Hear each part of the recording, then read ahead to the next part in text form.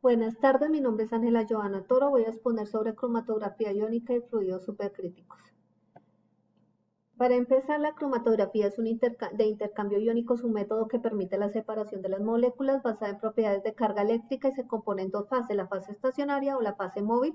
Eh, la cromatografía de fluidos supercríticos es una forma de cromatografía de fase formal que se utiliza para el análisis y la purificación de moléculas bajo un moderado peso molecular.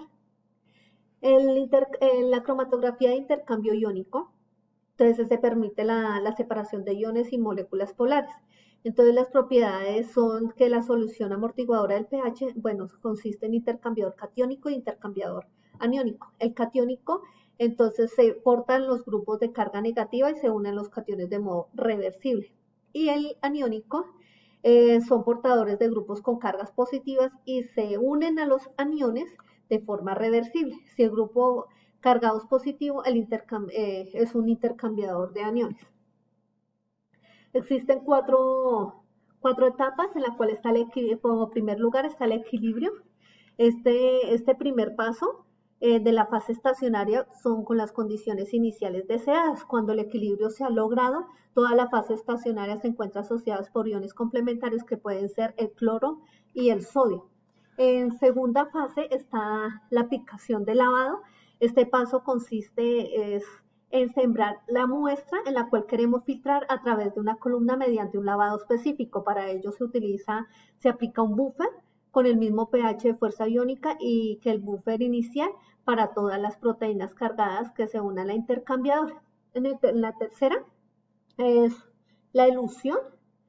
Entonces las moléculas captadas del intercambiador son eluidas y debido a los cambios de la composición del buffer.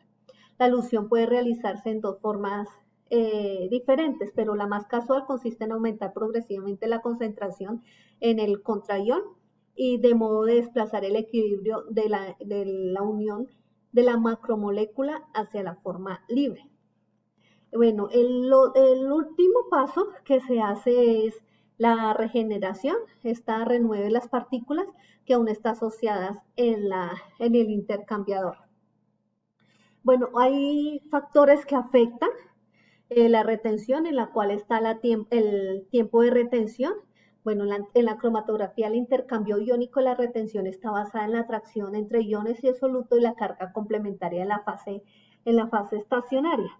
Está también el pH, que las resinas ácidas fuertes siguen iosinizadas, incluso las disoluciones muy ácidas. En cambio, las resinas ácidas débiles se protonan a un pH próximo a 4 y pierden su capacidad de intercambio catiónico, reduciendo así el tiempo de retención.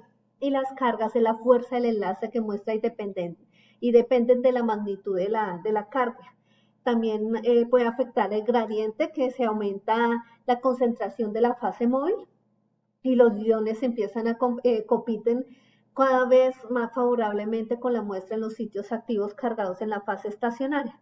La porosidad, el tamaño del poro de la resina, el que se une al compuesto móvil por intercambio iónico, influye directamente en la capacidad de unión. Bueno, ahora la cromatografía de fluidos supercríticos. La cromatografía de fluidos supercríticos es una forma de cromatografía de fase normal que se utiliza para un análisis de purificación de moléculas y bajo el moderado peso molecular. Los principios más similares de esta a la cromatografía líquida. Sin embargo, los fluidos supercríticos son típicamente al dióxido de carbono como fase móvil. Aquí vemos un montaje de esta cromatografía. Bueno, los fundamentos. Entonces, la temperatura crítica de una sustancia es aquella temperatura que está encima de la cual puede existir la fase líquida independientemente de la presión. La presión del vapor es la sustancia cuando alcanza el punto crítico o la presión crítica. Entonces, la sustancia de la temperatura de la presión está por encima de la temperatura crítica y el punto crítico, eso ya se llamaría el punto crítico, que se denomina fluido supercrítico. Y un fluido supercrítico tiene propiedades de expansión de un gas y la densidad de líquido. Entonces, lo que proporciona una notable capacidad de disolver moléculas grandes y no volátiles. Aquí vemos un esquema en la cual aquí está la fase que es sólida, aquí está la líquida, aquí está el fluido supercrítico que lleva, aquí ya es el punto crítico, aquí está la parte gaseosa. Aquí está el punto triple, aquí es donde se une tanto el sólido, el gas y el líquido, y aquí ya es el punto supercrítico.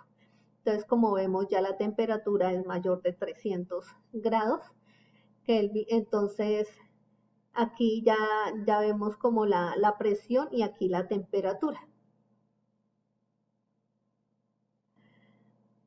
Aquí vemos un esquema de cromatografía de extracción de fluidos supercríticos en la cual está la bomba de desplazamiento, el control de presión de densidad, la válvula de inyección de la muestra, aquí está el horno, aquí está la columna, el control de la temperatura, el microprocesador de control, bueno, el teclado, los datos, aquí es donde van a estar los datos, el restrictor, el detector, el electrómetro y bueno, aquí ya la pantalla.